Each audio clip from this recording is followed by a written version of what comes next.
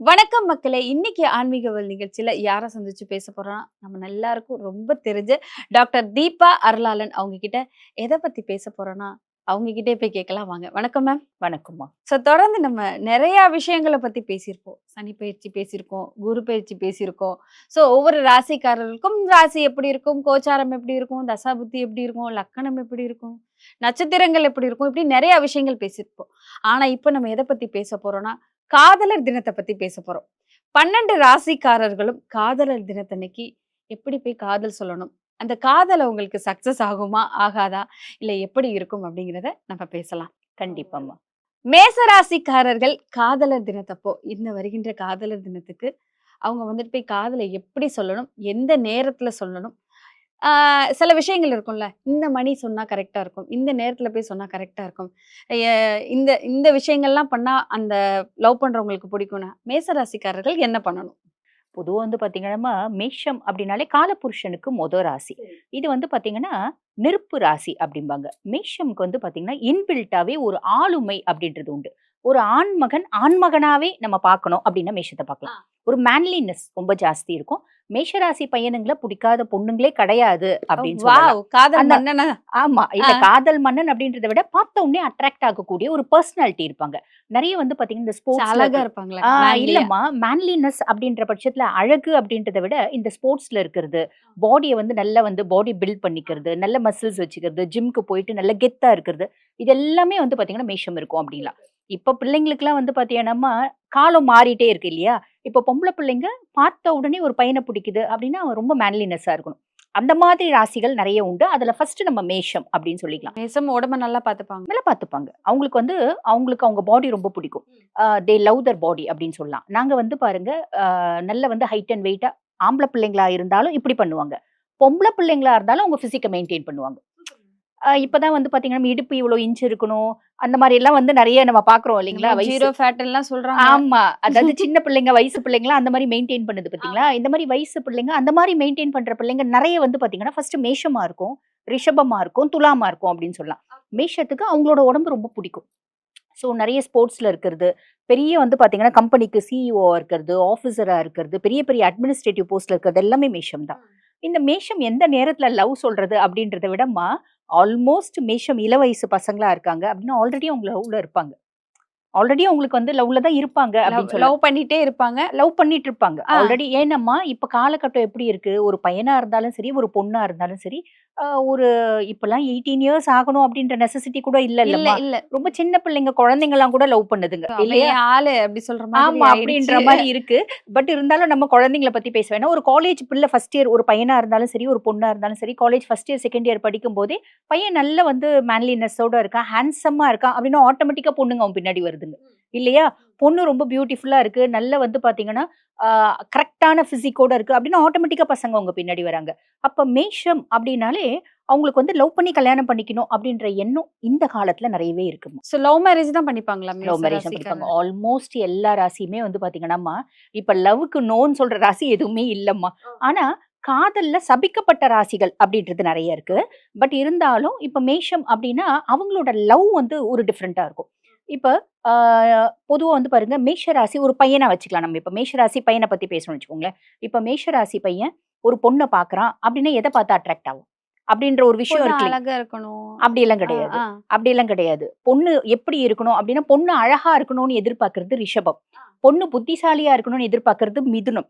ஓகேங்களா? பொண்ணு ரொம்ப கெத்தா இருக்கணும்னு எதிர்பார்க்கிறது சிம்மம். இப்படி ஒவ்வொரு ராசியும் பொண்ணு எப்படி இருக்கும்னு எதிர்பார்க்கும். இப்ப மேஷத்த பொறுத்தவரைக்கும் பொண்ணு எப்படி இருக்கணும்னு எதிர்பார்க்கும் அப்படின்னா, ஒரு ஆளுமையா இருக்கணும். முன்னிலையில இருக்கணும். பயந்து பயந்து இப்படி ஒதுங்கி நிக்கிற பொண்ணு, "ஐய்யயோ! எங்க அம்மா திட்டுவா, எங்க அப்பா திட்டுவா" அப்படின்னு சொல்ற பொண்ணெல்லாம் மேஷத்துக்கு பிடிக்காது. மேஷத்துக்கு எப்படி பிடிக்கும் அப்படின்னா, ஒரு காலேஜ் டே ஃபங்ஷன் போறாங்க பசங்க அப்படின்னு வச்சுக்கோங்களேன். நம்ம காலேஜ் லைஃப் எடுத்துக்கலாம். ஃபங்ஷன் போறாங்க அப்படின்னா, அங்க ஒரு பொண்ணு முன்ன நின்னு அந்த ஃபங்ஷன நடத்துது. ரொம்ப கெத்தா போது, வருது, எல்லாரையும் அப்படி சொல்லுது, இந்த வேலை செய், அந்த வேலை செய் அப்படின்ற ஒரு கமாண்டிங் போஸ்ட்ல இருக்கு. கமாண்ட் பண்ணுது. ரொம்ப ஆளுமையா இருக்கு. தனித்து தெரியுதுன்னா, அந்த பொண்ண மேஷத்துக்கு பிடிக்கும்.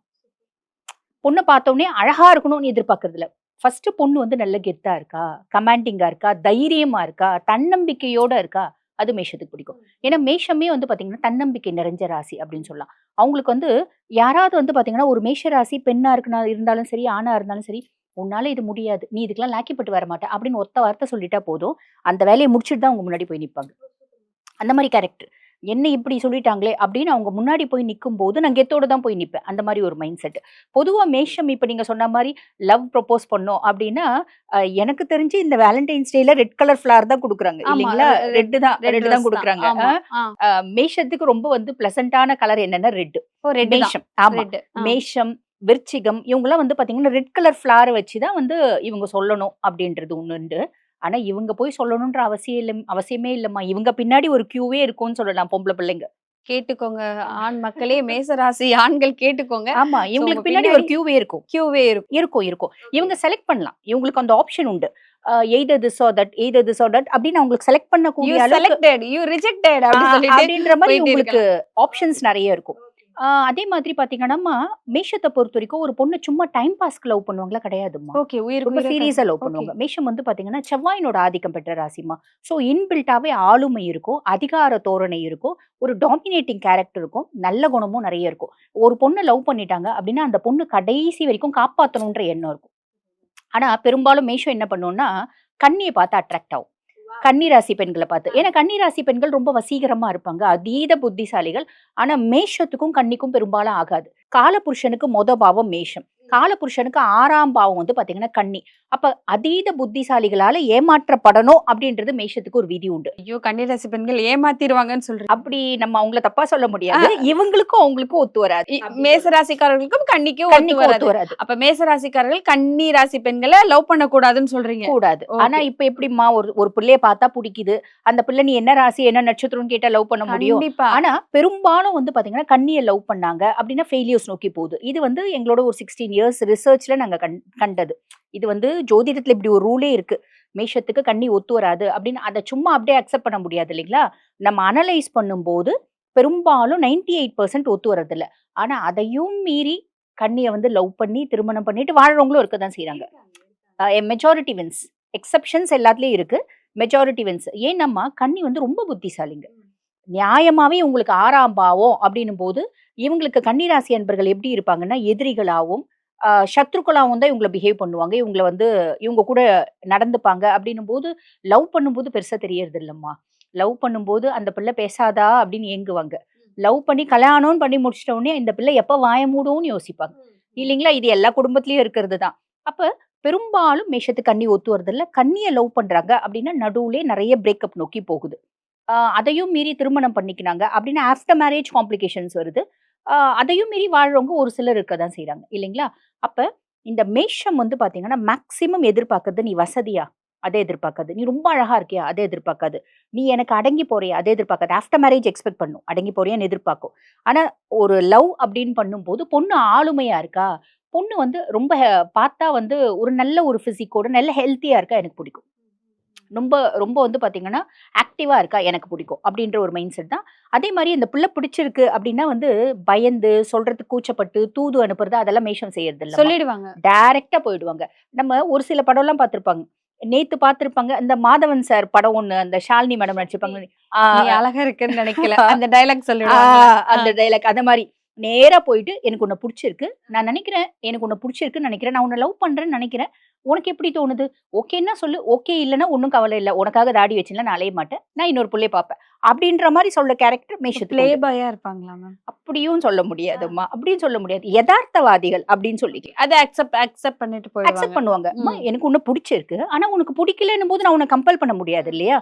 நான் உன்கிட்ட டைரக்டா வந்து எனக்கு நான் உன்னை எதுவுமே பார்க்கல, உன் ஸ்டேட்டஸ் பார்க்கல, என்னோட டிக்னிட்டி பார்க்கல, கேலிபர் பார்க்கல, எதுவுமே பார்க்கல, நான் உன்கிட்ட வந்து சொல்றேன், நீ எனக்கு ரொம்ப வந்து சீன் போடுற, நீ என்ன அக்செப்ட் பண்ணவே மாட்டேன்ற, அதுக்கும் மேல உன்னோட லைஃப்ல வேற யாராவது இருக்காங்க அப்படின்னா நான் அதை அக்செப்ட் பண்ணிப்பேன். நான் வந்து பெருசா வந்து ஐயோ அந்த பிள்ளையை பிரிச்சிடணும், அந்த பிள்ளையை நம்ம கல்யாணம் பண்ணிக்கணும் அப்படின்னு பைத்தியக்காரத்தனம்லாம் நான் செய்யவே மாட்டேன். இதுதான் மேஷம், யதார்த்தவாதிகள் அப்படின்னு சொல்லிக்கலாம். அதே மாதிரி அந்த பிள்ளையை சொல்றாங்க, அந்த பிள்ளை லவ் அக்செப்ட் பண்ணுச்சுன்னு வச்சுக்கோமா, யுவர் மை ரெஸ்பான்சிபிலிட்டி அப்படின்ற மைண்ட் செட் மேஷத்துக்கு இருக்கும்.